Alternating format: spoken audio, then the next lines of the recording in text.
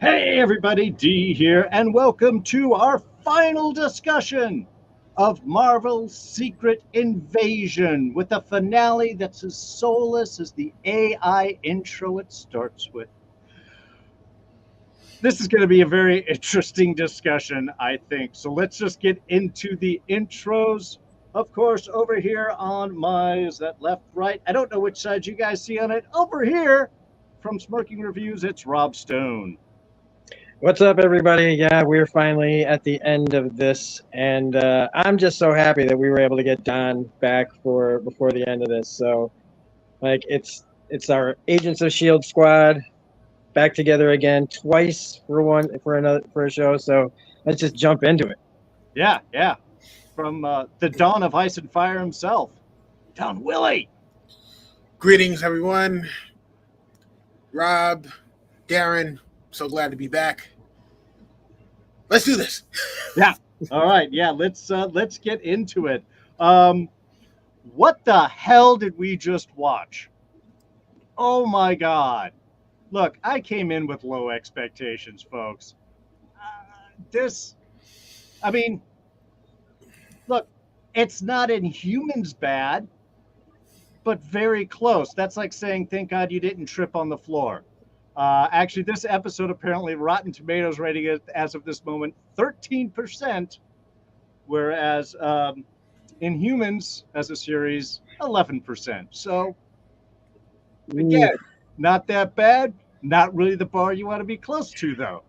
Um, I'm just, I don't know. When I saw there was going to be a half hour, I was kind of blown away. Like, really, for a finale and the wrap up stuff. Um, I guess thank you for just going right to your points and moving through them and ending it so the torture was less than it could be. But there was very little surprising. It was very rote. I guess I had said in my intro, this ending, they do exactly what She-Hulk, the previous Marvel series, said, please don't do anymore.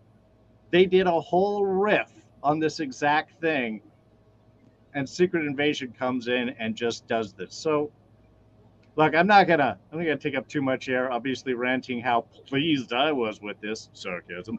Um, let's drop right down here to Mr. Don Willi.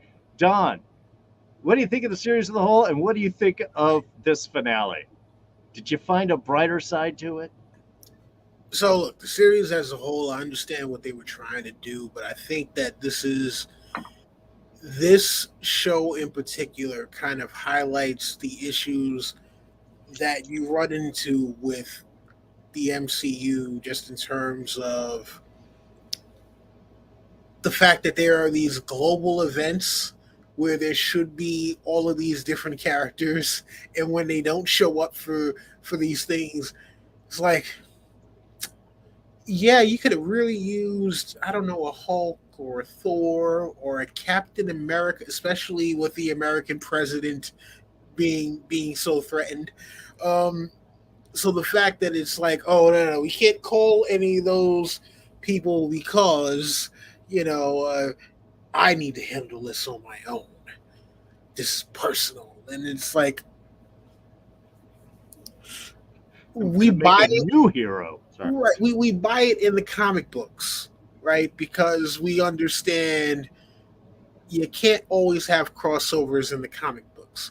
But when you've had so many of these characters crossover for so long, and you know that they're supposed to be taking place in the same universe, and sometimes same planet, sometimes same city, and they don't show up for certain things, it unfortunately just highlights the disconnect that there is between what they are trying to do and what they should do based on what they've already built. Right. Um, that being said, the acting is top notch. I don't think that anyone can take away from the performances that any of these actors have put in, which is why, studios, you need to pay them. Okay.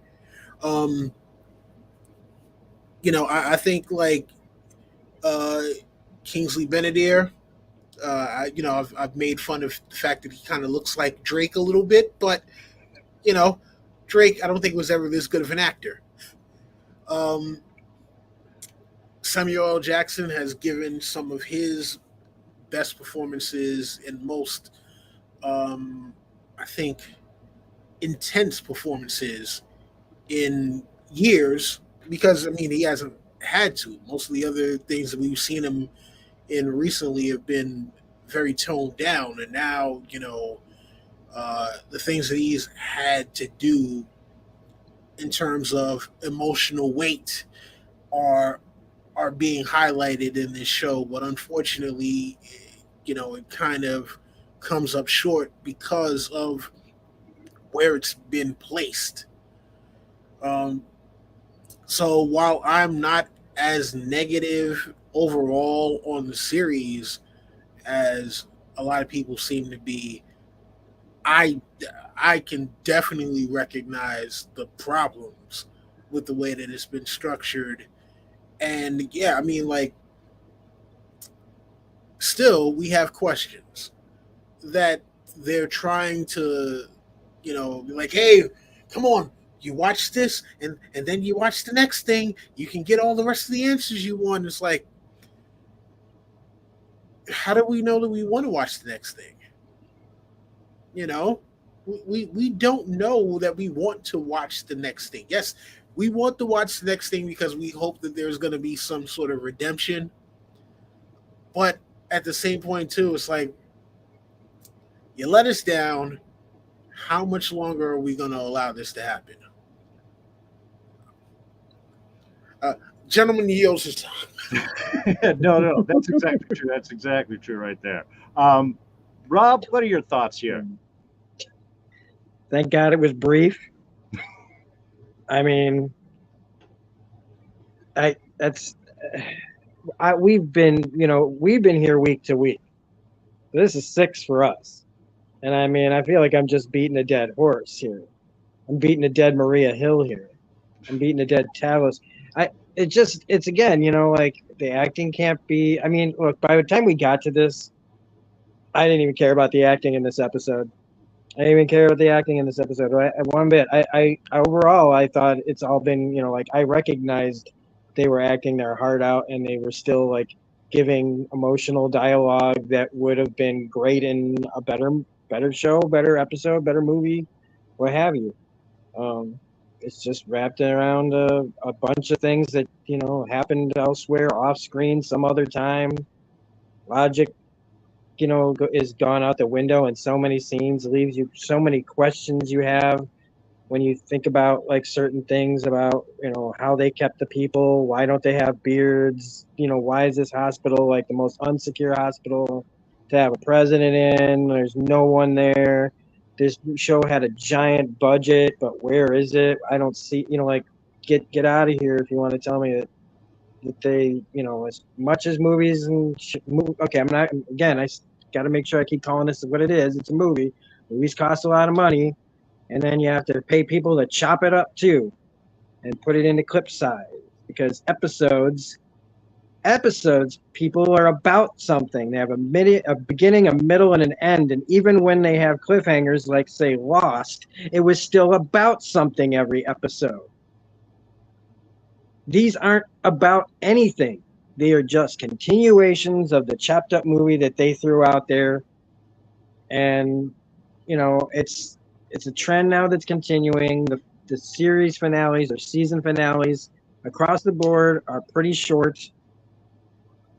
Even one, like She-Hulk gets a pass because it was set up that way.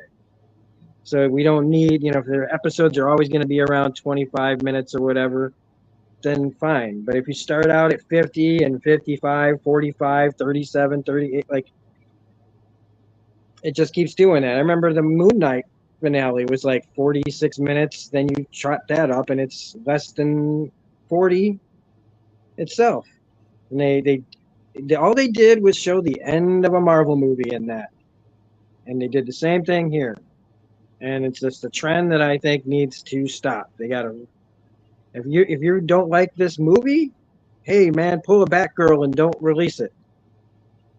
You know, I won't be mad that you decided not to give me an inferior product and just said, you know, we're going to move on. And and then maybe people will read the comics and go, wow, man, maybe if they did something like this, it'd be worth it.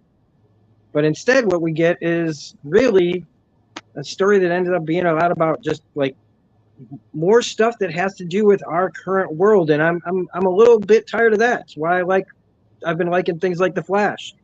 Just let me tune out of that world every once in a while. And that's what a lot of this stuff is really supposed to be, man, is like fun and escapism. And instead I'm just escaping to world news that I can turn on anytime I want except with scrolls.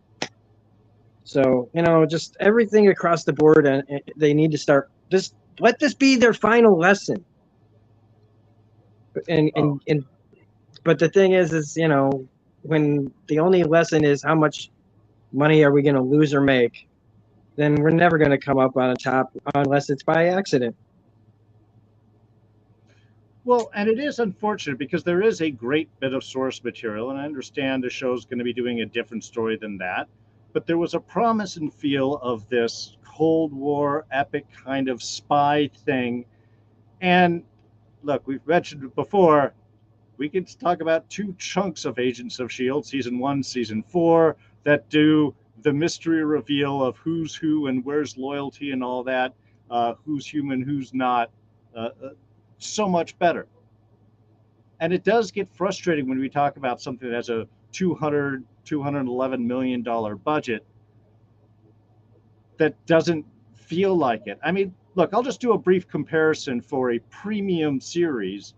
Game of Thrones, season one, about 6 million per episode. By the season 7 and 8, it was about 15 million per episode. And those episodes were like full filled hours, each and every one of them. A lot more costume, not as much in the special effects, but more than you might think for backgrounds and everything. So for 6 episodes, that's somewhere between 36 and 90 million dollars for an equivalent. Even if you adjust for inflation, we don't seem to be getting the bang for our buck.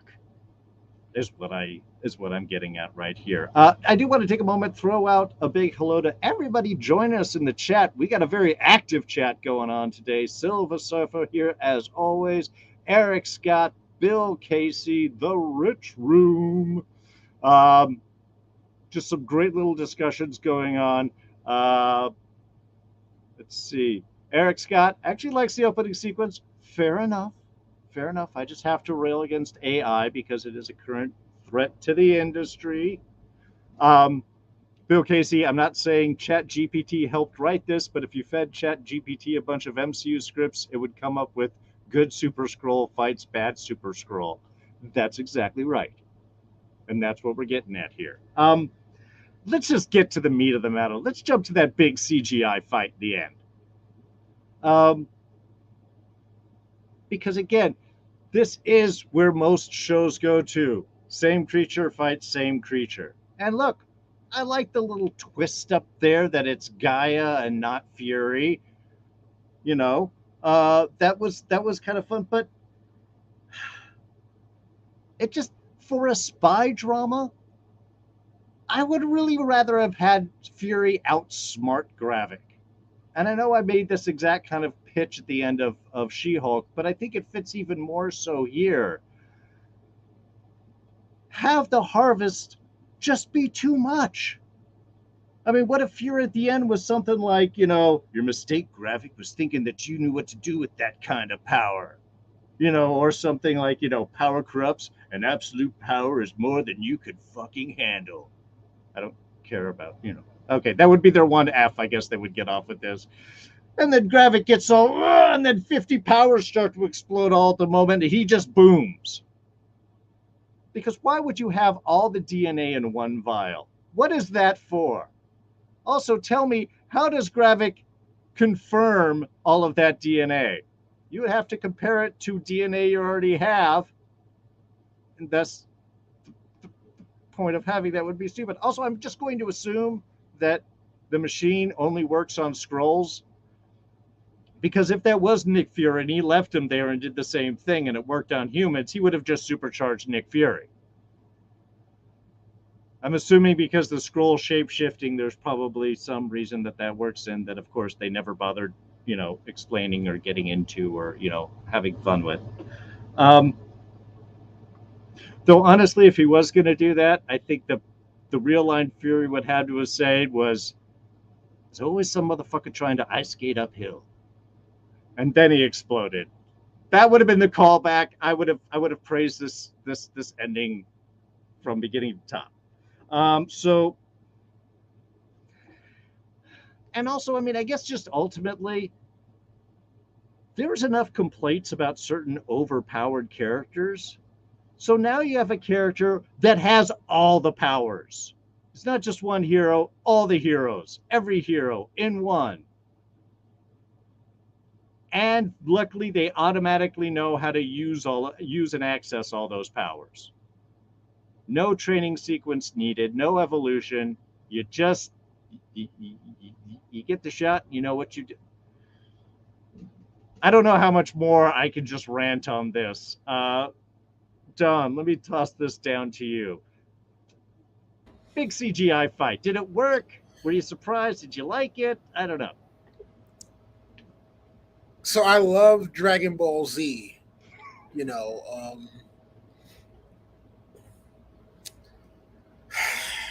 Oh my god. All right. I wanted to like this fight. Now, here's the thing, right? So you talked about Fury actually outsmarting Gravik. He kind of did. He kind of did because he sent in, the person who would be able to at least challenge it, right? Sure. Now, we don't know how capable Gaia is supposed to be as a fighter prior to this, but I guess, she survived the assault on Priscilla and Fury's home. Mm-hmm. So, she's supposed to be seen as at least a survivalist, if nothing else. It was just kind of like once you see the fist and then everything kind of switches over to that like plasticky CGI look. I was like, okay, so they're gonna give Nick Fury powers? Like, and then you find out no, it's Gaia.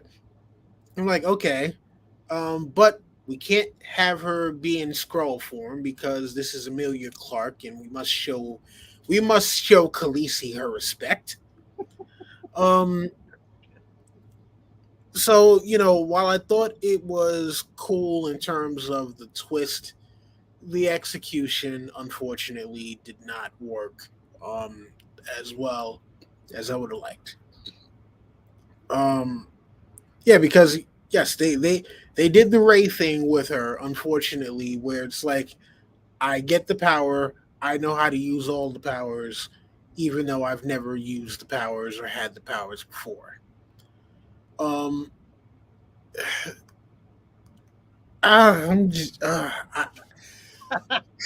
it's like I really wanted to love this show, and I wanted them to do something. Like, for one, you got to stop killing off the villains, because yes, you kill off Gravik, and it's like, now what? Because then we got the whole thing with Ritson afterwards, and like he really was the only bad guy left in terms of Skrulls, because we don't know anything about any other Skrull factions out there that are actively trying to do what he did, or him having any other lieutenants. No, he slaughtered everybody that was in that compound. So I don't know what's supposed to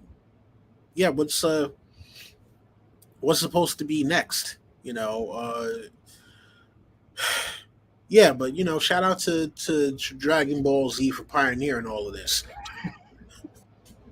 They really did have that down. Yeah, well, I think it's the bodies of the people that fought him, and then everyone else was like conveniently locked away. Oh, they're locked away now. We don't have to worry about any more makeup. I mean, I guess that's where it's cheap. Like Rob was saying earlier, or like sorry, was mentioned earlier. Sorry, I don't remember if it was Rob or Don, about the super empty hospital. Um, a lot of these places, yeah, a lot of these places are just they're just devoid. That's why it's like it really feels like these were the reshoots, or they I don't know what their plans were for background. It takes kind of the life out of them. Um, there was a couple of things in that. Oh, Rob, what did you think on that? Let me toss that up before I go clean up the previous First, scene. I'm gonna drink some delicious scroll brain juice. Green on the outside, blue on the inside. There you go. Delicious. Where do I start? How about the beginning? Yeah. When we, for a half a second, thought we were about to get badass Nick Fury back. So somehow they made this almost like I wasn't on board with him just like seemingly before we know it's Gaia to just be giving up. Right. Like he's Bruce Wayne in The Dark Knight Rises. Just I'm done. But somehow they managed to take away that. They said some really interesting dialogue that is completely thrown out the window at the reveal. Yeah, means absolutely like their whole nothing. Conversation basically could have it was basically only there. Why? To finally to give us the clue that it's not Nick Fury. The whole conversation had to lead up to her saying what he thought his last thought was at the end of Infinity War, which was I'm free and not motherfucker. Yeah, no, all done to push graphics. So that was there for everybody that's like, it's the Cap meme. I get that reference for the million people that would actually understand, like, because they had to spell it out that hard to us. Now the fight proves like that there should have been like a whole. If it was going to be a half hour long, it should have just been the whole fight. That fight was as cool as it looked at that first initial hit, sending him flying into the tower and crumbling down. As cool as that was, it was just over and done with. And then I guess Extremis doesn't work all the time, apparently, because if he's dead, you would have had to blow his freaking head off. But instead, she just Captain Marvel punches him with a cosmic blast through the chest, and he falls. Now that's not nothing, but it doesn't negate Extremis. Is it more Disney than decapitation? Yeah, I mean, and there was some violence in this episode,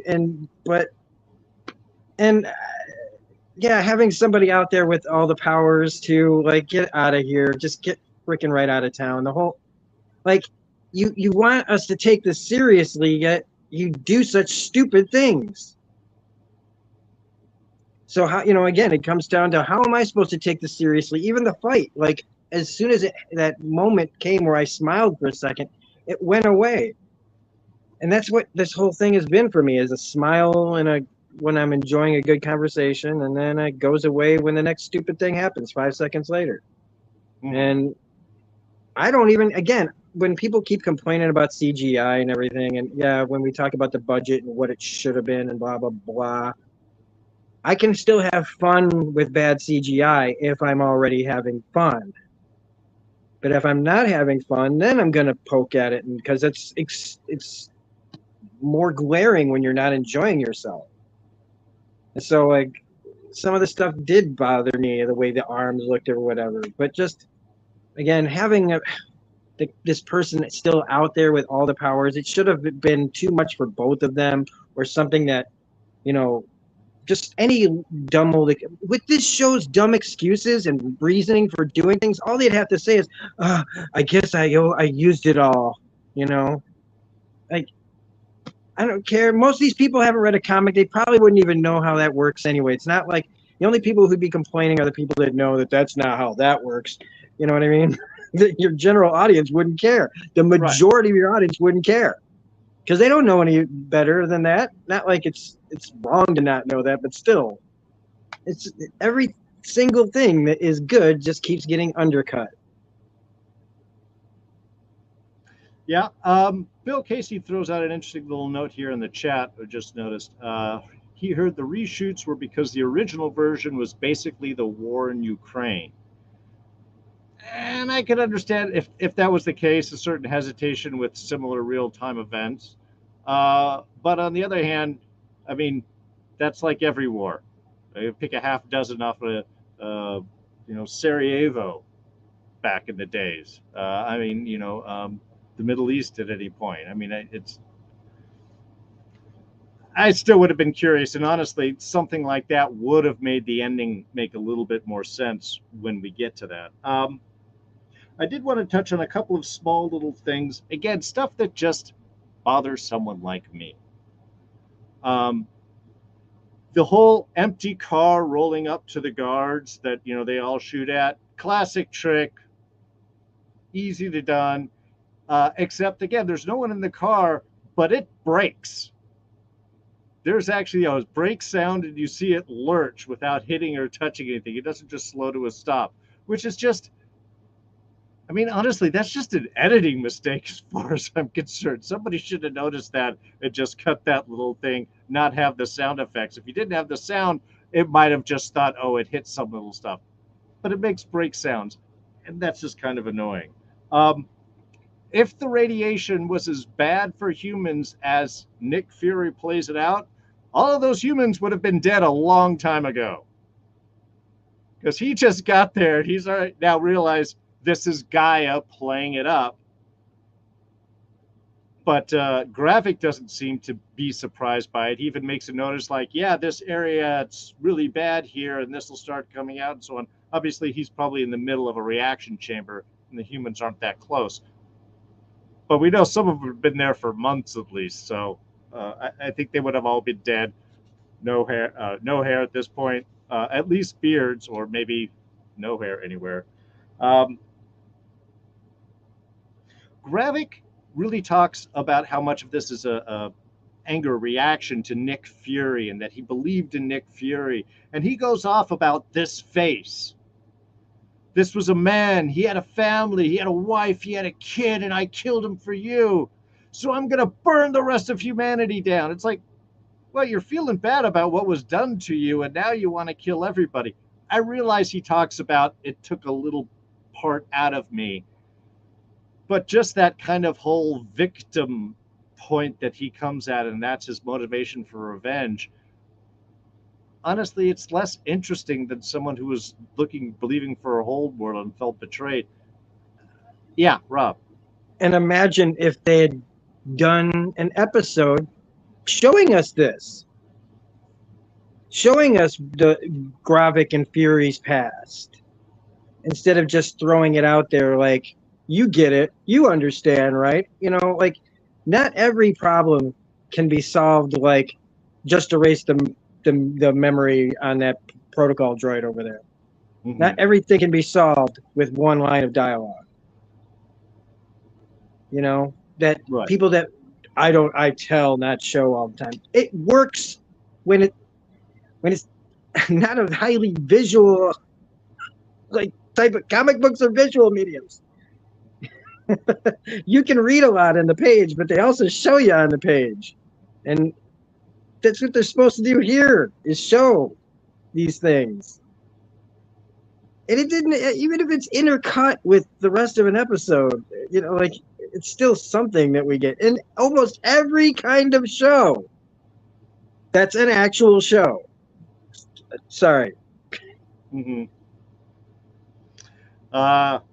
Yeah, and also just a reminder that, again, one of the things I had said even last week, I just want to know why was Fury broken after he came back? What were those series of events? They don't cover that with the line of, I was happy. I was relieved that it was all gone. You could put together the fact that he had given up and then he came back and was it, which might, in the minimum sense, help with that story, except again, that's not Fury. That's Gaia saying what he thinks or she thinks he wants to hear. Whatever's going to push him to believe it and take the thing and hit the machine so she can turn into a Super-Skrull or a Super-Duper Skrull, just like him. So the whole, oh, I knew a couple of years in that there was going to be no home for you guys. So I was like, well, I'm just going to use them until I got to kick them to the curb. Again, all of that is wrong, which means all this will be discussed in the Marvels coming out this fall. This really leads up into all of that. I'm pretty sure they're just going to pick up the storyline like this series never existed.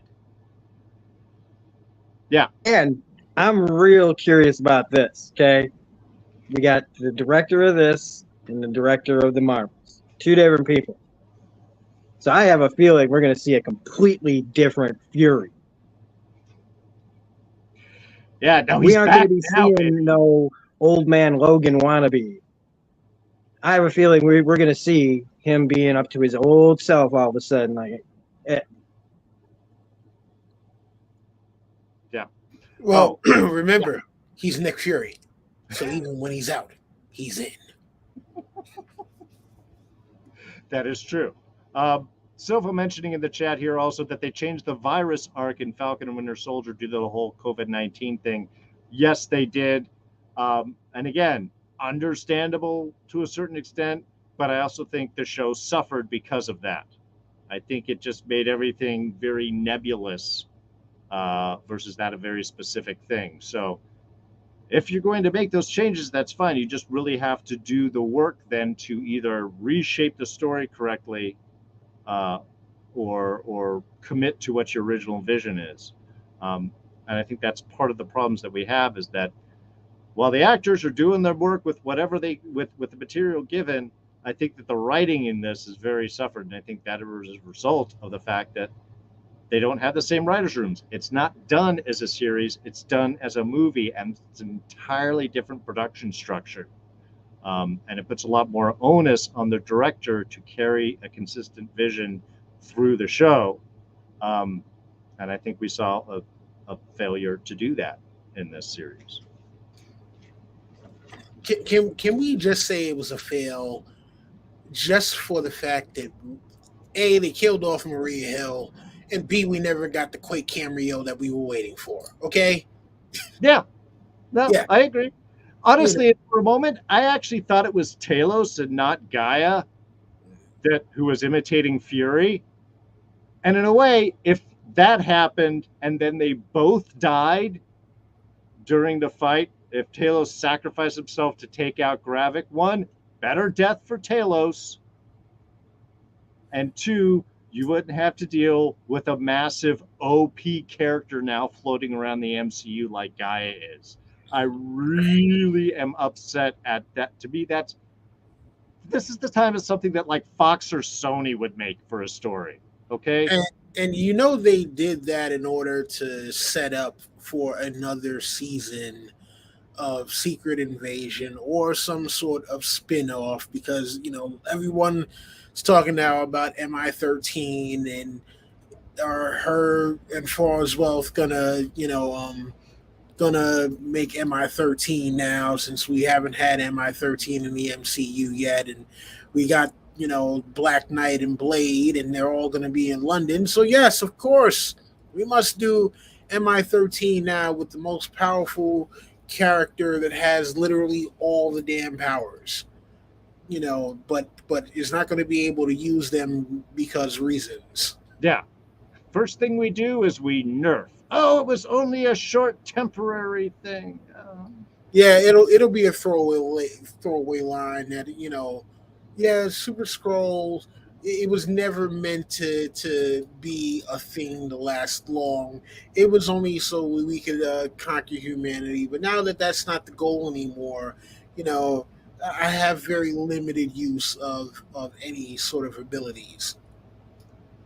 And the fact that I had the Carol Danvers DNA, all that cosmic radiation burned out all of the other cells. So now I'm just back to regular scroll Gaia now. Yeah, something like that. Well, they've got to do something because I mean, the new preview for the Marvels has come out recently, and they specifically mentioned is they're all linked, and that's why they start switching places. And I don't believe I saw any mention of Gaia or Amelia Clark appearing in the Marvels. Um, so if somebody has one of the Marvels' powers but are not affected by what happens to them, it's kind of a didn't happen. Just one of those things. I know these are supposed to be MCU, but they really feel like they're starting to treat them like old Marvel television. Like they're there, but they're not really there. And will not take that respect for our agents of S.H.I.E.L.D. or Daredevil. Well, yeah, that's why I was saying this unfortunately highlights a glaring issue. The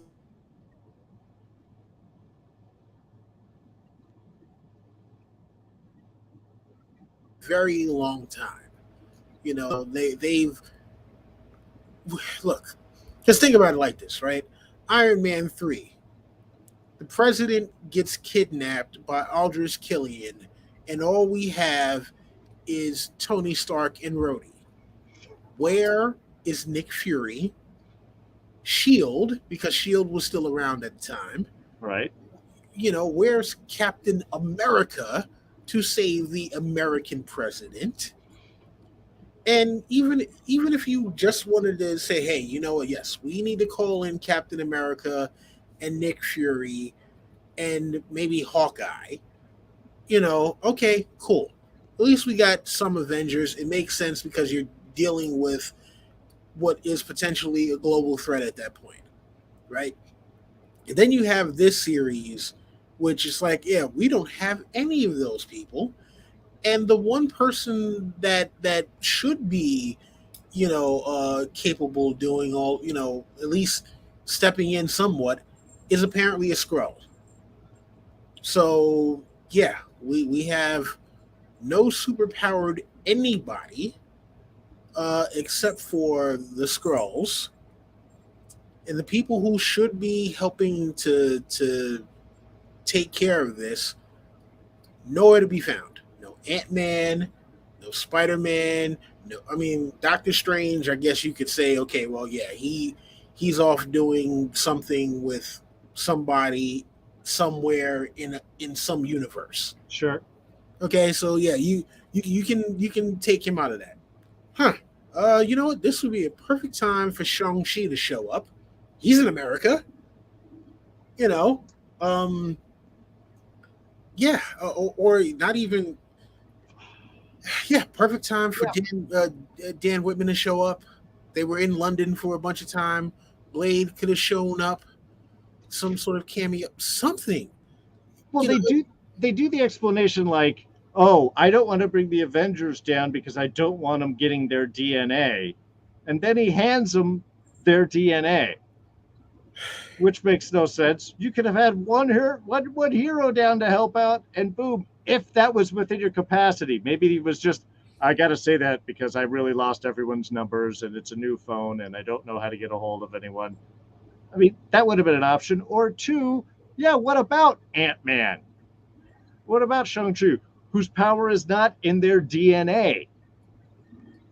It's in their skills or training or accoutrement or any of that stuff. Obviously, Tony Stark is dead and Rhodey's a Skrull. Scrody.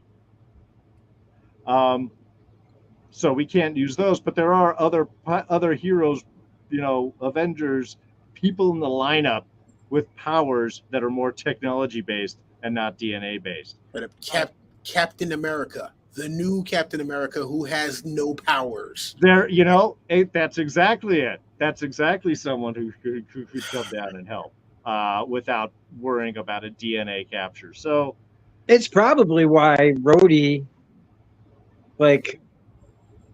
because we assume now that he was, a Skrull in Falcon and the Winter Soldier. Yeah. it explains at least, kind of his attitudes for things. But I also wanted to thank you for bringing up Maria Hill again and Talos, because in the end, when you look at all this, and they want what did they gain by killing either of those characters off in this show? It's a waste. Yeah. It's such a waste. If this show had everybody like jumping out of their seats going, "Oh my god," if they somehow like were able to flip the script in the last couple episodes and turn it around and get us all cheering, then Talos's death and Maria's death would have been more impactful than they are. And in fact, as much as I'm mad about Maria Hill being killed off, I'm almost just as mad about Talos. If I'm saying it right, is it Talos? Talos? It's actually pronounced both. I know Sonia says Talos, Fury says Talos. Talos. Everyone's got an accent, Yeah. I guess. It like if this had been a movie, I might have felt a greater impact on those deaths instead of the way they handle it here. Also, and yeah, man, like why? I'm assuming that Rhodey had been in the War Machine armor at some point over the last few years, right? He wasn't he had to have been the way he talks. So we didn't even get a Skrull in an Iron Man suit. Like they couldn't even give us that, man. I mean, also, I was going to say, perfect opportunity to introduce life model decoys as well. Oh yeah, perfect opportunity. I mean, if you're talking about taking someone else's memories and putting it, yeah, they have something where they can literally take people's memories, so that this way the Skrulls can mimic them more easily. Oh, life model decoy, perfect opportunity to throw that in there. Hashtag Agents of S.H.I.E.L.D. was great. And they may actually develop into that with the end sequence of finding all these little human farms and stuff. So we may still see LMDs going in the future. But all right, they couldn't handle any extra storylines on this. Let's talk. Excuse me. Let's talk about Scrody. That's what I'm calling him, Scrody. Because I don't know. It was dumb. Just the agents are dropping off. They're being taken out by Sonia and or Fury at the time. Now, I do like the fact that it's Sonia that called to warn against Rhodey, because as far as Rhodey knows, Sonia doesn't know that he's a Skrull. And they have shared information. That was something they talked about last episode about, confirming information back and forth. So it's a trusted source, at least, which I did kind of like. And again, any more Olivia Colman is great. Yeah, we get to see our badass of agents dropping away and disappearing and getting dragged out. My big question is, why have the unnecessary long talky discussion in front of the president with Rhodey there? Either A, Sonia could have dragged him away. She had the drop on him. 2, could have shot him in the foot, revealed that he was a Skrull. 3, Fury had a trank gun. He could have just tranked Rhodey and had him drop off, assuming that the tranks work the same on the Skrull, but I would believe that would be something that Fury would know. Tasers? Well, taser might be enough just to shift Rhodey back in there, but the whole long, you gotta trust me, he's a Skrull, he's an alien. I also think this is where, while I think that Fury should have been in Gaia's point, I think Gaia should have been in Fury's part here, to have a Skrull save the president to show that there are people on his side. She could even have been my dad died pulling you out of that truck that these people attacked into. Maybe, again, too much stuff to deal with. Now there's 2 Skrulls. Which one do I believe? Ritson's obviously a weak piece of... Anyway. but this seemed just like way more dragged out for tension than there was any need to do so. What did you guys think of this whole like standoff with the president and Scrody's a Skrull? Man, first off, I mean, I feel bad for Dermot Mulroney, man, because they didn't really give him like he just riding around in a bed the whole damn episode. Like it was almost comedic, but it also feels like I mean they really set him up to be a wimp. What a wimp! This guy can't even stand up for himself, can't speak for himself. He's the guy in charge is a colonel who is an Avenger, so that's why he's there, getting to tell off like job anyway. getting to tell off higher rank than him. Like he's all in the know. Like how much like are we supposed to assume that Colonel Rhodes of the American Air Force and Avengers has all the information that he could possibly, like, of our entire government, that he's the guy standing there talking in his ear when there should be like a room full of people just that would have ushered him out? Like, yeah, we'll call you when you need the suit on, pal. But no, yeah. And why she didn't just blow his head off when she got the drop on him? Again, it's just to get us to this scene that's overly dramatic and unnecessary, and also to show again, like I almost feel like he was definitely the president. At least I know we're supposed to be talking about Scrody, but no, it felt like he was purposely written to just be this weak guy so that they could have him get angry and say we're gonna kill all of you, like. Long and unnecessary, and even Olivia Colman really didn't have much to do in this. And you're right. It would have been better if it had been Gaia there. And if somehow Talos had been the one pretending to be Fury, the whole time. And it's not even asking a lot. When you talked about earlier about lowering our expectations, think about how low they were in this. This is supposed to be the high tension scene, and we're just like, they were so low. But as we're talking about it, it's like so below expectations that it's again, this is supposed to be a tension-filled situation, and I'm just laughing at it because it's just, again, I don't know who it is that never read a comic book or a spy thing in their life, but I'm sorry. I'm sorry. No. You got to let it out, man. It's therapy right now. You got to let it out. Don, thoughts? Yeah, I mean, it was bugged to see, Scrody up there telling Mr. President, I've prepared a statement for you to say. And I'm like, wait, hold on. Whoa, dude. I am the president. The hell do you mean you prepared remarks for me?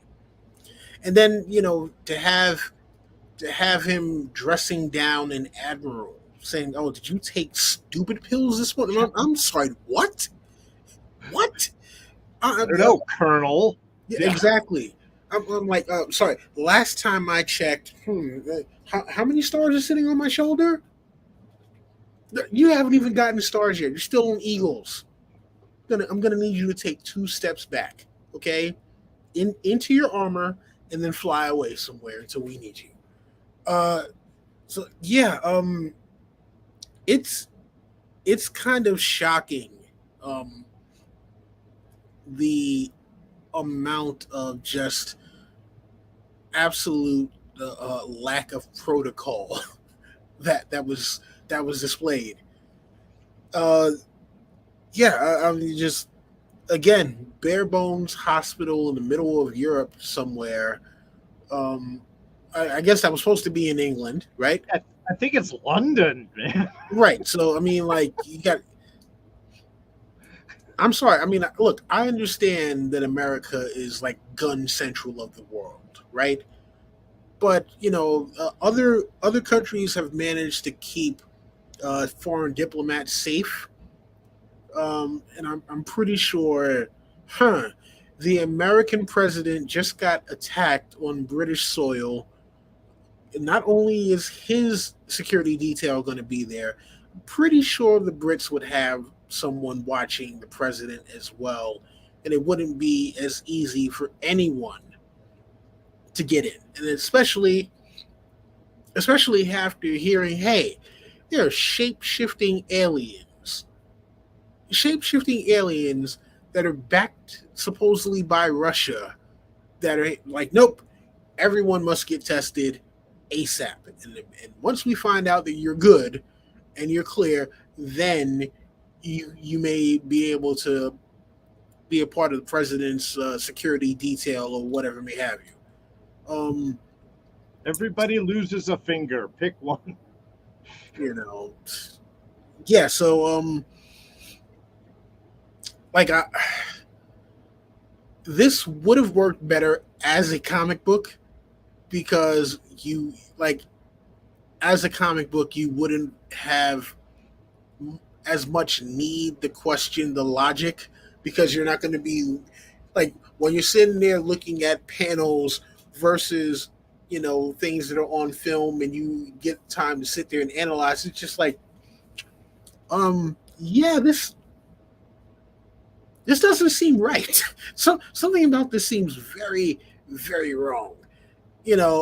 So to have it where there's just this disconnect between who's supposed to be the most powerful man on the planet, at least politically,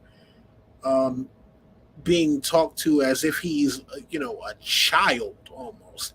I mean, to kind of bring it back to Game of Thrones a little bit, it almost seems like Tywin talking to what was the youngest Lannister name that wanted becoming the king after Joffrey, the one that committed suicide. Oh yeah, yeah, it was his brother. I don't even remember his name, but I don't. I just see that image just stepping out that window. Yes. Tommen. Yeah. Tommen. There you go. Yeah. Thank So you. it was almost Sorry, my mic wouldn't turn back on. I'm like, yeah. So it was almost like seeing Tywin talking to Tommen, like, here, boy, take this, and here's the speeches you're about to give in front of all of King's Landing. Yeah. So that just seemed very odd with the way that they decided to do that, and I wanted better. I wanted so much better for them. I don't know. I'm pretty sure me and the missus are gonna rewatch, binge, and poke more holes in it because that's just what we do. Sure. But, look,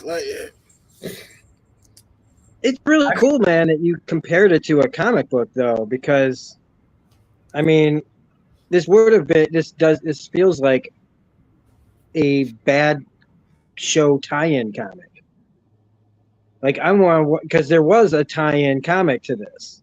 I didn't read it because I just know it was a tie-in comic. You don't really read those too often. It's like reading like the adaptation of Return of the Jedi book or something. You know what I mean? Like it's it, but not really. It's not it.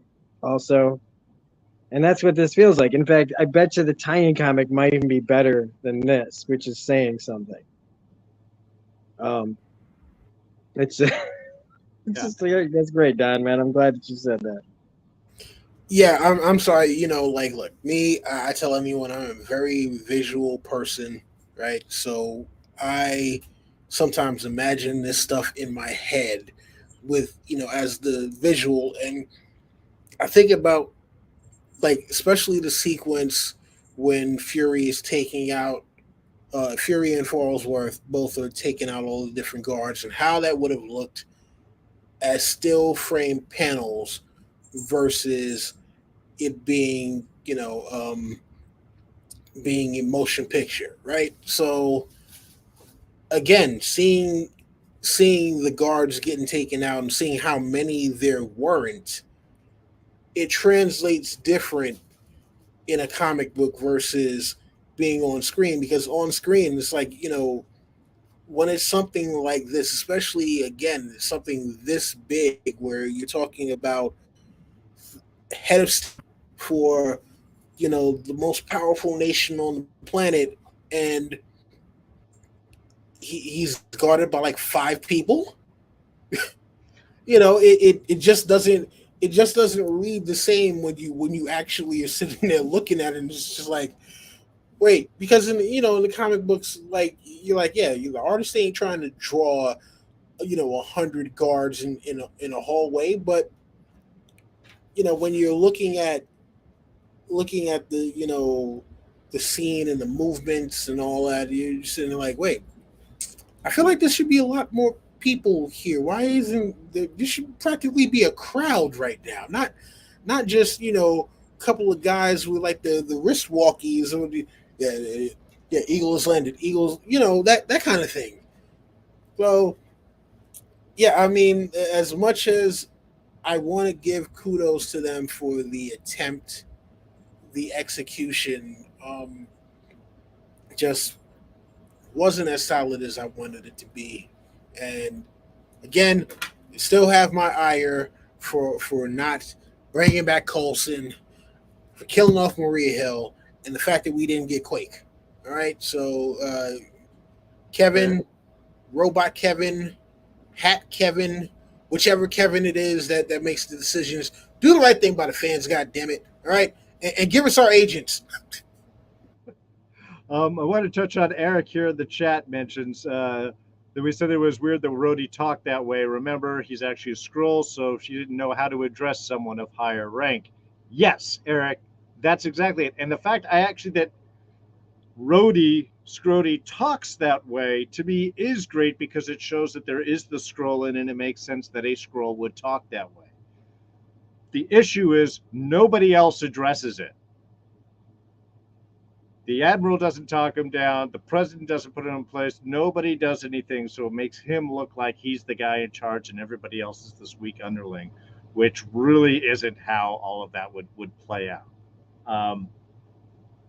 Again, not that I've been hanging out in the White House and that I have direct knowledge, but as we have seen these types of things play out, that just seems very counterintuitive. Now, you were mentioning that the president does seem pretty weak after this, that he's just sitting in bed. He can barely hold his gun. He's, what? Who? Someone point me? If a person like that did feel like he got taken advantage of by a shape-shifting Skrull, it might explain to his idiotic, vengeful, I'm going to kill them all proclamation and attitude. Though he does mention things like, we know who you are, we know how to find you. How? How exactly do you know how to find them? You just scared up a bunch of people, which is, if the original version of this was more of a war in Ukraine type thing, or a more of a battle where you have Skrulls posed as humans fighting humans, and you had Skrulls going down, and more people saw this, or some type of thing came up where they might find out, this might make a little bit more sense. But the fact that he says this, and then we have armed bandits going out shooting people in television studios, and what would be the premiere of England, this guy shooting and just running off, he wouldn't have gotten 2 steps. The English do understand security. I don't know. It just puts it all in a very harsh place. And again, especially the way that the show was done, is everything kind of undercover and really no big public reveals. Now that there's like, everybody knows, and you're going to proclaim to the world, there are shape-shifting aliens among us. We must kill them all. Also, he does proclaim war against any non-terrestrial born people. So like all the Asgardians you just declared war on, that's a mistake, buddy.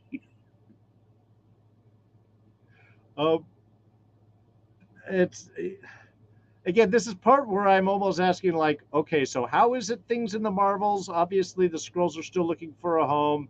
There's some peace deal to be made, and maybe figure that out? Is the background going to be that Skrulls are being shot in the street they were discovered? I don't know. I feel like they're forcing this to make a puzzle piece fit in rather than something that actually makes sense the way the series played itself out. Look, I'll talk about the whole Fury and Mrs. Fury thing in a minute. But outside of that, where do you guys feel this leaving for the MCU to pick up? What is the state of the MCU now? Does this make sense? Is it just becoming more and more of a mess? Again, I won't even get any more about our super overpowered Skrull now working with Sonia Farnsworth. I like that at least Farnsworth was like, yeah, I'll use you, you'll use me, we'll figure something out. It's at least a little more straightforward. But what do you guys think about this whole, like, MAGA fiends attacking Skrulls? Or I don't know how anybody else read that. But what was your guys' feels to how this was set? Don? Oh, Rob? Okay, Rob, you take it. Yeah, I was, because I'm really thinking, man. I think he's probably thinking too, because it's just like, what the hell do I say? Because I'm just so, I just, look, man. I have liked some things that have come out of here, and I'm the guy who likes Eternals. Right? I love Eternals, actually. Okay, I really do, because it's a ton way better than Justice League. I'll tell you that right now. I bet you Eternals in like 10 years is going to be thought of better, because whatever. I'm just saying that I do like some stuff. I like Shang-Chi. But the Disney Plus stuff, man, it's just, they've got to get it figured out better. They've got to stop announcing a million things. They've got, like, this is what happened to, I just don't understand what happened to the MCU. I really don't. Like, they always seem to have this plan, and now the plan is just, there is no plan. There's these things that they claim are plans, but nothing looks that connected. Like, there's a couple of things like, this is connected to the Marvels, and then this was also connected to Captain Marvel. Like, there's through lines through other things, but it's a big freaking mess. And I honestly just hope to just keep trying to be open-minded and enjoy it for some of this stuff for what it is, and try not to blame it for what it isn't. But you still have to, I have to at least have fun, guys, out there in Kevin Feige land. I have to at least have fun, man. This isn't fun anymore. I am tired of being even mildly interested and being let down when you're mildly interested, when your expectations are already so low that you just, every time something's announced, I'm getting less and less interested, because they're just not, the quality isn't there. But you've got the talent, but you don't have the quality in other places, and we've discussed this before. Mm-hmm. We've been down this road a couple of times, at least in this series. But and with everything going now, right? We don't even know what we're going to be getting, when we're going to be getting it, and how much of a panic are they going to be in after this? Because we see what happened after COVID, and this is a thing that they could fix anytime they want. Oh yeah. And I yet still feel that when they come back from this, even if it's just a week from now, I doubt they will really learn much of a lesson. And it's becoming more and more for me to just be like, I don't have to be there day one for these movies. I don't have to be there until it comes out for streaming. And I don't know when Ahsoka starts, but unless my bill's gonna cross over with it like really quickly, I'm canceling it until that comes out. And I think I'm gonna keep doing that, because it's just not worth having. without it. Oh, that was my marching orders. Is before I came in here, my wife looked and said, "By the way, you should tell everyone that we're all thinking of dropping our streaming services until the producers start to settle this." Already, there are job offerings being sent out for Paramount, for Netflix, for people to run AI programming. Um, there's like a massive one that Netflix put out, trying to, head of AI programming to set all of these things up with statements like AI is going to be involved in every step of our production companies. It's going to help formulate the shows that we do. So there's a lot of step in by producers to bolster the AI. And look, as a tool, AI can be very useful.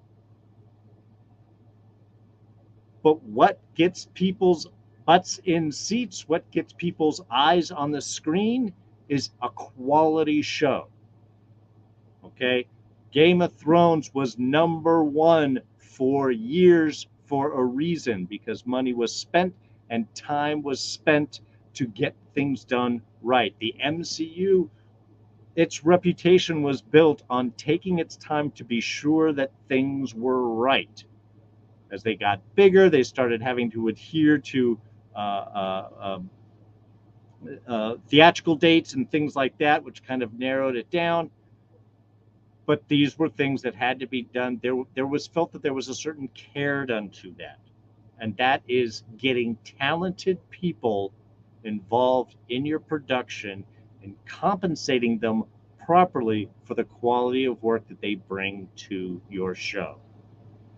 This is not a fault of we're doing too much, we're too spread out thin. No, that may be part of it, but the issue is the stuff you're putting out sucks. The stuff that you're putting out is not well written. The stuff that you are putting out is not as well produced. There isn't a level of care that's put into it. We saw this on Marvel Television with the Netflix series. Daredevil was amazing. First season of Jessica Jones, oh my God. Even Nick Cage was all right.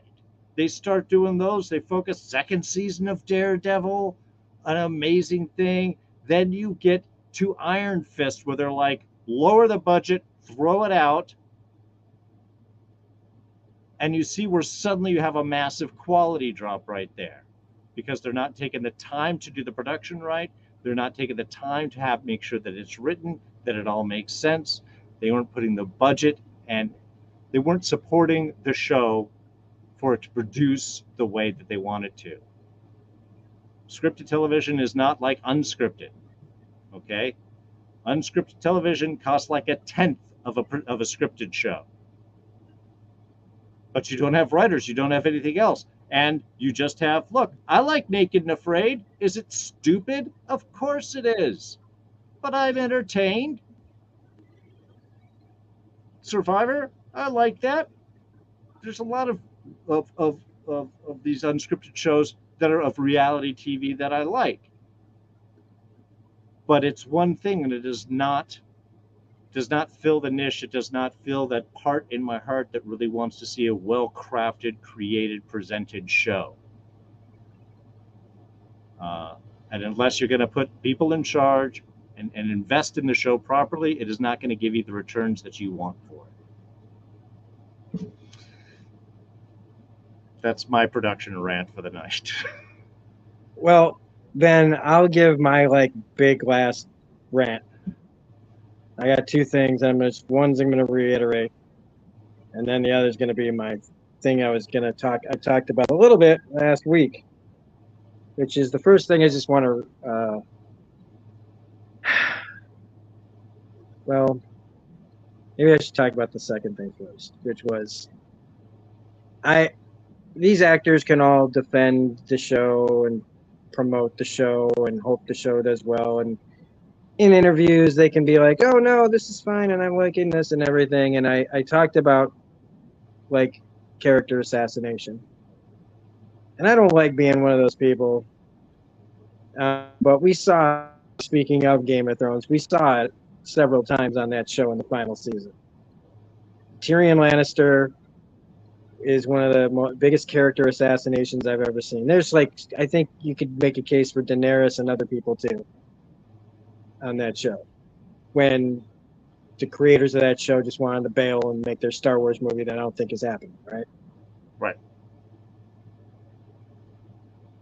But seeing this from beginning to end and watching it all and having no real reason shown to us, and even some of it told to us, to explain why Fury is Fury in this. This is character assassination. That guy is not the same guy, even when he's pretending to be the same guy. And he may be out. If he's out and he's still in, that's a great line. It's a really great line. Said by somebody who isn't that, who you don't even know who that character is, whoever wrote that line down. I'd have appreciated it better if I just heard Samuel L. Jackson said that's an ad lib. I threw that in there. Because that sounds like something he'd actually say. Not this guy who wrote the show or the director who changed things or the studio that changed things. They took one of the best characters from the comics, the Ultimates version that was modeled after this guy, who is awesome in the books. And as soon as they introduced him at the end of Iron Man, we knew who he was and the Avengers Initiative, and it was Sam Jackson sitting there. We couldn't wait to see him in every way possible. And they weren't shy about using him. And we got to know what this guy was about and what he was in throughout the first few phases of the MCU. And then we finally get back to this. And we're ready. And it's the tone. And it's Secret Invasion. And it's spy stuff. And it's making us feel Agents of S.H.I.E.L.D. And then they come out with this loser who stumbles out of space and has a bunch of stuff that we're told has happened. Some of us were not told has happened. And he gets to give these great lines and great moments of dialogue that are supposed to be so special, but are undercut every single time by everything else that actually has to do with what the character should be dealing with. But we don't get to hear or see any of that at all. And he just gets to behave more and more off from this guy every single step of the way. Every single thing he does in this is practically not Fury. The guy who clearly knew where he'd get his stash and everything. If they pick and choose when all of a sudden he'll just perk up. And then when we think he's the guy that we want, it's just a girl pretending to be him. It's just, and he's just at the hospital having a conversation with a very frightened president and a very obvious Skrull. And he just walks off at the end of this damn show like they tried to do before, this Casablanca-esque type of moment. That, why? In the end, did we even need this relationship in this series?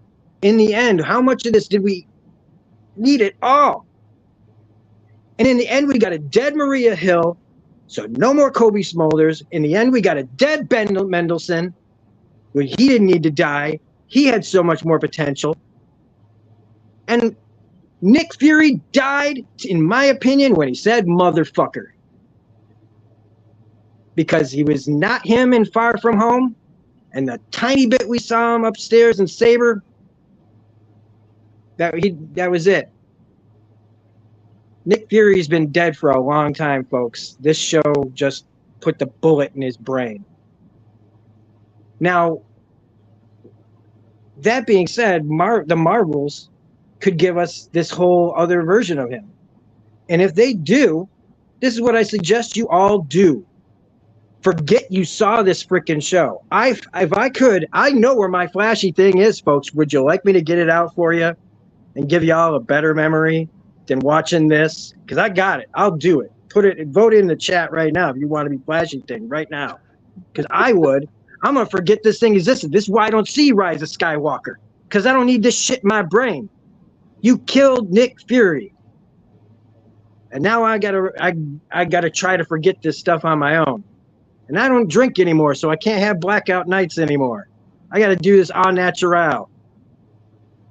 And that's hard for a guy who thinks all the time. And I don't even remember what the first thing I was going to say anymore was because of how mad I am about this. There's some vague thought in there that I'll maybe talk about when the cameras go off at this point. There you go. Just what a waste of freaking time. And I'm sorry, if nobody agrees with me, I'm not expecting anyone to agree with me. But like I said, if Nick Fury is the old Fury in Marvels, I will roll this show up into the trash. Forget what I said about character assassination unless you want to just remember why you should never watch this show again after watching it if you feel like us. You don't want those memories. Just throw them away, man. And yeah.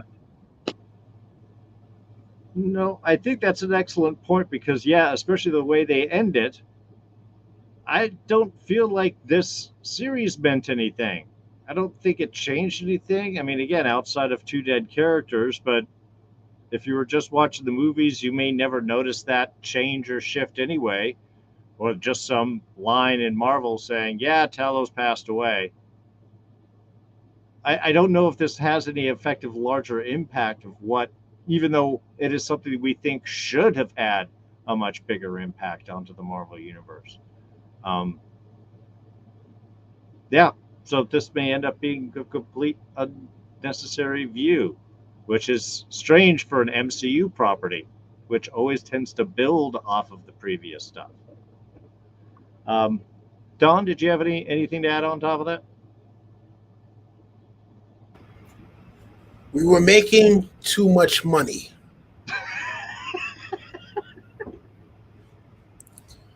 There was too much money to be made. That was the issue. There was too much money to be made. And they couldn't share it with the actual creators. Yeah.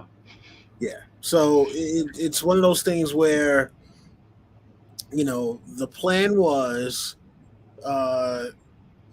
projected sales, steady growth, and then once that hit a snag, it was like, but this made $1 billion, and this made 700 million. This one made almost 2 billion. Why we has the money? Where they? Yeah, because you can't just say, okay, fine, we're just gonna keep the train rolling and try to see if this snowball will turn into an avalanche. No, at some point, that snowball is going to, that snowball that turns into that big boulder from Indiana Jones winds up, not in any sort of Arctic land anymore, and and starts to, fizzle out. So it can't just all be about, all right, how much money can we make off of this, because once it becomes a soulless thing, I mean, you start getting AI generated intros, and the talents of Samuel L. Jackson, and Ben Mendelsohn, Colby Smulders, Don Cheadle. You get very great performances wasted by the things that surround it. It's almost like seeing Shakespeare in the park, except this park has a bunch of cracked concrete. The costumes, you can tell, are from like Party City, and the event space where they're having this doesn't have any place for people to actually sit comfortably. So it's like, yes, these actors might be putting on some great performances, but you set it up in a venue that doesn't actually allow them to shine because people are going to be too distracted by all of the other stuff that makes no sense to the amount of work that's being put in for the people who are there to display their talents. Yep. So, um, again, wanted to love this show, wanted to love it, and there are moments. So, for anyone out there who's just like, oh, nah, all you guys want to do is just rip. No, there are moments, like when Fury is talking to Rava before he, I guess, no, I'm pretty sure he would have had to know her name because he met her when she was a Skrull. Yeah. But like, yeah, when he talks, when he's talking to her about like all of the stupidest, all of the dumb things I've ever done, falling in love and marrying you had to be the stupidest of all. I mean, the amount of emotion he put into that. When he's on the train with Talos, right? And they're having the back and forth, and Talos is like, yeah, look, all we got to do is just show humanity that there actually are good Skrulls. We save their planet, and we're good to go. And he's like, have you lost your mind? We can't get along as a species. You think adding another one is going to make what? Uh, the, him and Scrody with their back and forth. We didn't wrestle. We didn't wrestle this power away from mediocre men who don't look like us, just to hand it over to mediocre men who do. I mean, some of the writing and the performances absolutely amazing. And then we get Dragon Ball Z.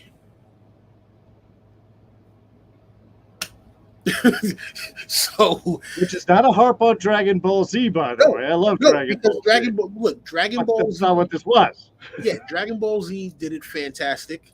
They did amazing, and they did much better somehow in animation 30 years ago. So, yeah, I look. I hope that they finally take to heart what people have been saying. I hope that they don't try to just chalk this up to superhero fatigue and say, well, people just don't want to see superheroes because look, the Flash flopped, She-Hulk was getting bad reviews, and now Secret Invasion is getting bad reviews. So people just don't like superheroes. Like, no, because people still watch Guardians of the Galaxy, and last time I checked, Guardians of the Galaxy was pretty critically acclaimed. So it's not, no, do not take away from this that people don't like superheroes because, or that there's superhero fatigue. Take away from this, hey, you know what? We need to take a step back and make sure that this is on the level of quality that people have come to expect over the years. If you go to a classic steakhouse, and if you go to, like, for any of you who know about steakhouses or whatever, Peter Luger's one of the most famous steakhouses in the world. It's in my city. Who knows when I'll ever get to go there because reservations are so damn crazy. But it's like, imagine going to a Peter Luger's steakhouse and they hand you a Burger King burger. I didn't come to Peter Luger for a Burger King burger. Okay? I came to Peter Luger for a massive bone-in ribeye, juicy, flavorful, all that good stuff. That was what we expected from the MCU for a very, very long time. And now it's kind of like you go to, this high-end restaurant, they sit you down and they say, hey, we have something great on the menu for you. We are so glad that you are here. Here you go.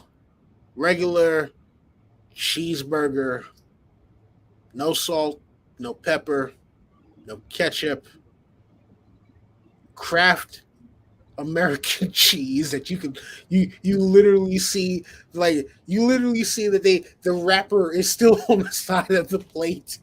Oh, and then also, yeah, they're serving you out of, Dixie cup for your wine.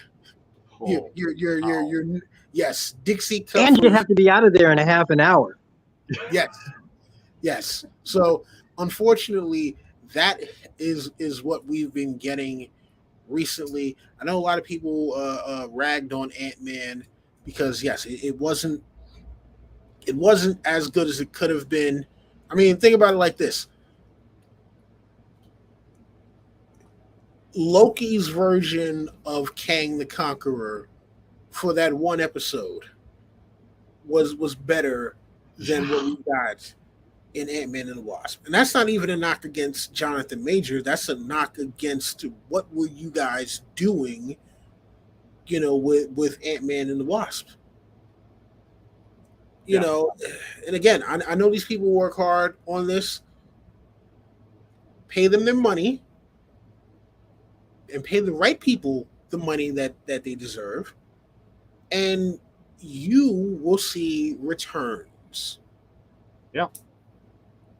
No, and Bill Case even points out, yeah, Guardians 3 and Across the Spider-Verse, massive hits, very well done, told very personal, strong, emotional stories. Shazam 2, not as much. I saw it, didn't really like it. Ant-Man and the Wasp: Quantumania, very disappointed. Expected more from it. Thought that they could bring a lot more, but the story just wasn't there, and there were too many things that didn't make any sense. I haven't seen The Flash. I know that Rob really likes Batman 23. Um, so I can't really say specifically onto that, but I know that it also has not done very well, and there's a lot of criticism about how that was put together. So if you do it right, people will see it. And we saw that in comparison in real time with the MCU versus the X-Men movies. And now you still have MCU and the Sony Spider-Verse extensions with Morbius and Venom 2 and things. Look, Venom was fine. Venom 2 was horrible. Morbius was bad.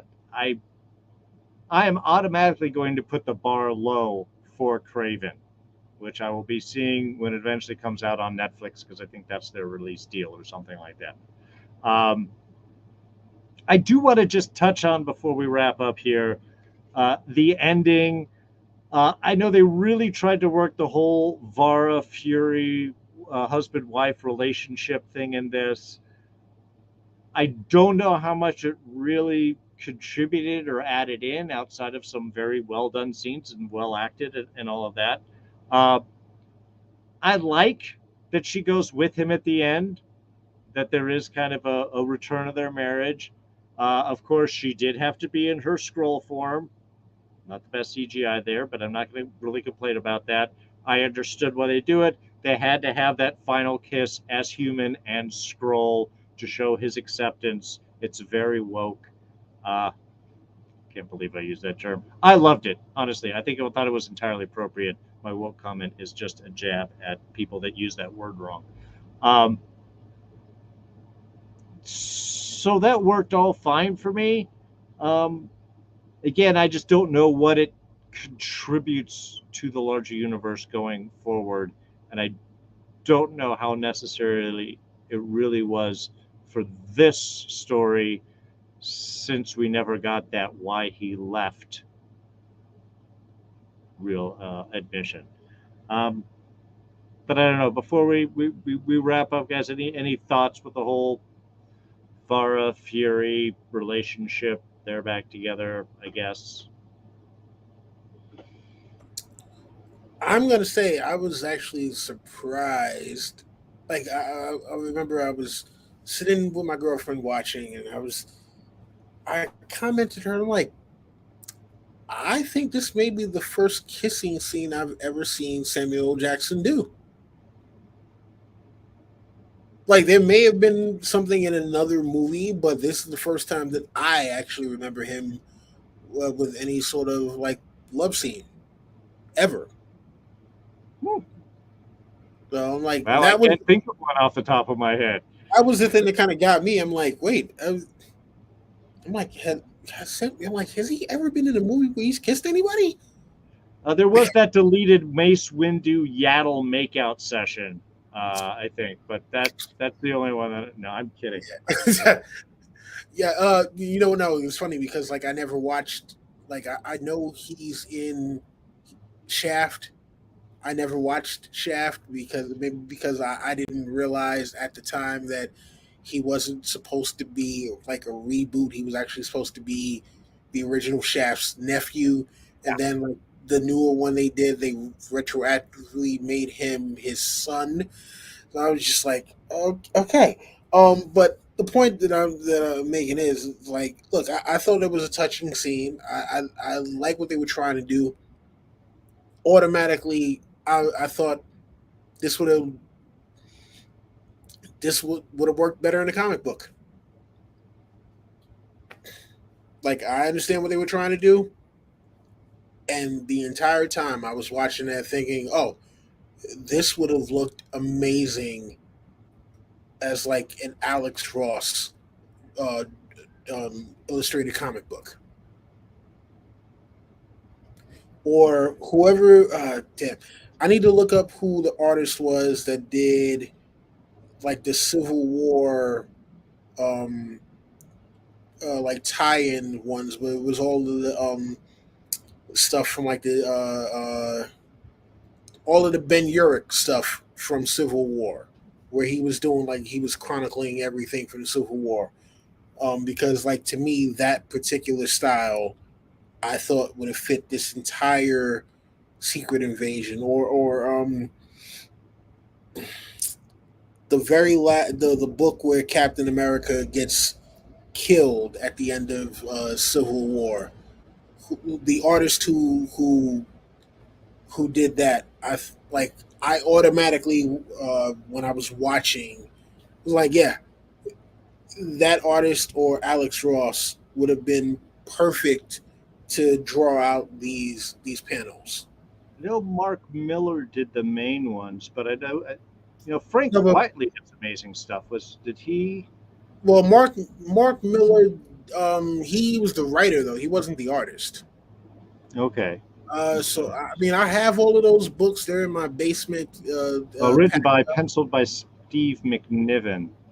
Okay, so there you go. And Steve McNiven, yes, I think that his style lends lends very well to the whole espionage kind of thing, and I think that had you taken this same exact story, don't change much about it.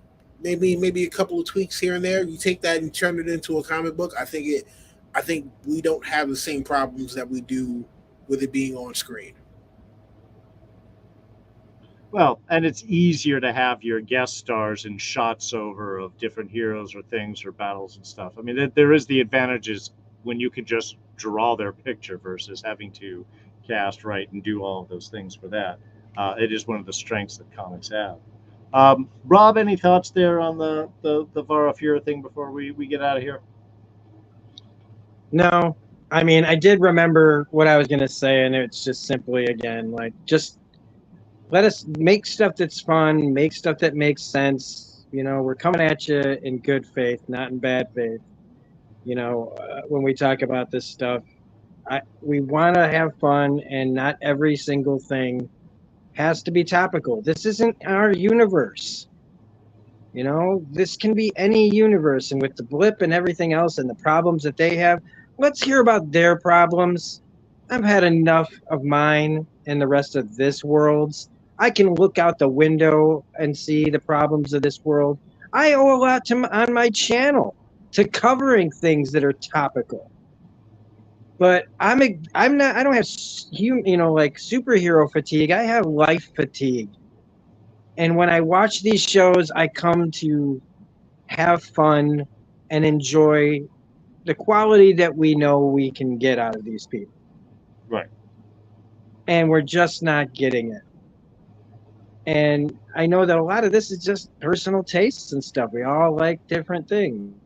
But universally, when it's across the board, that it's all about like what's your plot, your story structure, and your writing, and and where you're spending your money on production and things like that. Those are the things that we have valid concerns on as well. All right, so just tighten that up and just not every single thing. Like when you hire certain people and they have their vision, and if their vision is to create another thing that's just to make us all feel bad about our world and our lives and how hopeless everything feels right now with everything going on, with the whole world literally being on fire. How about when I turn on Secret Invasion? Maybe I enjoy myself for that half an hour you're giving me. And then after I turn it off, I can go back to being terrified of everything else. Fair. I prefer my entertainment as escapism, so I completely agree with that. Want to give a big thanks out to Bill Casey in the chat, Eric Scott joining us in there, Barbaro jumped in, Silva Surfer, as always, Eric Scott, who I just said. The Rich Room popped in for a little bit here. Great little discussion tonight. I wanted to try and get as much stuff that was going on in the chat here as well. This is, again, our final episode, so we're wrapping up. We're going to be on a break for I'm not sure how long. I think Ahsoka comes out around the 23rd of August, so that's like a month from now, so it may just be 4 weeks. I have to see what's going on with the strike because I am a SAG-AFTRA union member. And while these are technically entertainment journalism as a review, it's easier when I don't like the show. Ahsoka, I'm hoping to like it, and I don't want to get in trouble for talking good stuff about a show that we should all be striking and not seeing. Yeah, and I agree with you. I was really disappointed with how this wrapped up. If you want to look at the first couple of reviews and watch me gush all over the potential of what this show is, go back and take a look. I wanted it to be good. I was hoping for the best. And then you can see sad disappointment as the reviews go on forward to just now. So Rob is right. We're not here to just jump on and be harsh on things. We want to like all of this stuff. That's why we're here. We don't want to waste our time to come on and talk about things we don't like. But if we're going to talk about it, we got to be honest with you about what we're seeing and why we're seeing it. We're not here just to harsh on stuff. We're here to talk about the whys so we can all hopefully see things with bigger, brighter eyes going forward. Thanks, everybody, for joining us. I want to be sure to give everyone a chance to give their goodbyes of where you can find them. Don, let's kick things off with you. Any final thoughts, and where can people find you? So, final thoughts. I really wanted to love this show because I like the actors in it. I like the source material that this is based off of. And I thought that this would have been something that could really elevate the spy genre and the superhero genre the way that Winter Soldier did. And unfortunately, not so much. But I have not given up all hope yet. So let's just hope that they take away the right message from what people have been saying about this and not try to say, oh, superhero fatigue, because then the next thing you know, we don't get the things that we actually do want. As far as where you can find me on Twitter at Don Willi. That is IDONWILLI. You can find me on YouTube at Adon Advice and Fire, but all of that stuff is old. But who knows? There might be some new content whenever the hell we get the Winds of Winter, if that book ever comes out. God damn you, George. All right? Yeah. So, again, I will be back with these guys for Ahsoka and some other stuff. Yeah. Listen, Darren, it is always Great to be here, Rob. You guys. I know I love you guys, man. So thank you Oh, again for having me. Can't wait to be back for whatever the next discussion is that we do. always excited to have you, Alan Don. It was really glad you could come and join us for the finale. I believe wouldn't have felt right wrapping up the show without you. Rob, anything to add? Well, I am on Twitch doing Smirking Rob Play, so um, and honestly, I just think we should just be talking about Agents of Shield. I don't. There's like a million different ways. Like during breaks, I swear we should just do character studies on all the characters on the Agents of Shield. That's just one idea that I have. There's a bunch of ideas, but I'd rather just be. There should be, like I don't usually like to wear shirts that describe feelings too much, but like I would rather be watching Agents of Shield on a T-shirt. I think would be pretty appropriate for most of the time, right? So, so if we ever decide to do that, I'd be totally up to just keep talking Shield until maybe someday we just bang on the door enough times. Well, somebody will finally get the message to bring that show back, and just to talk about it because it's fun. Because that at least when I remember that, like you know, even when we dissed it was 90% gushing and 10% diss. I missed the ratio difference. So and even then we also had like a lot more. If we ever there was a real back and forth and discussion when we were talking about this. This is just like it just feels like it's too easy to dunk on this. Like we need a real challenge. So I can't wait to talk about Ahsoka. At least I'm hoping that's more Andor than Secret Invasion. But yeah, I'm ready to talk about whatever, whenever. Uh, yeah, excellent, excellent. Yeah, and again, if you guys are Agents of Shield fans, or you haven't seen the show at all, and you are interested in a show like this done right, check out season 1, episodes 15 onward. That's the end of the beginning, followed by Turn, Turn, Turn. There was Providence right after that, all the way up to the end. That's 7 episodes, so one more than this series. But that is a reveal of unexpected undercovers that will blow you away and ties in beautifully with Winter Soldier. And if you're curious about, oh my God, is this person who I think they are? There's season 4, the whole LMD arc, and that starts with episode 9 through 15. So that is another 6 episodes. Broken Promises, all the way up through Self Control. One of the best episodes of, in my opinion, of Agents of S.H.I.E.L.D. That they have done, with a discussion between Fitz and Gemma that is so much better than almost anything that we saw in this whole season here for Secret Invasion. But that's it. We hope to see you guys with Ahsoka in a few weeks. Until then, I'm D. Thanks everyone for joining us. Thanks for sitting with us. Please be sure to hit the likes and subscribes. And I put links to everybody's Twitter accounts if you didn't catch what we said before. Thank you all so much, and we will catch you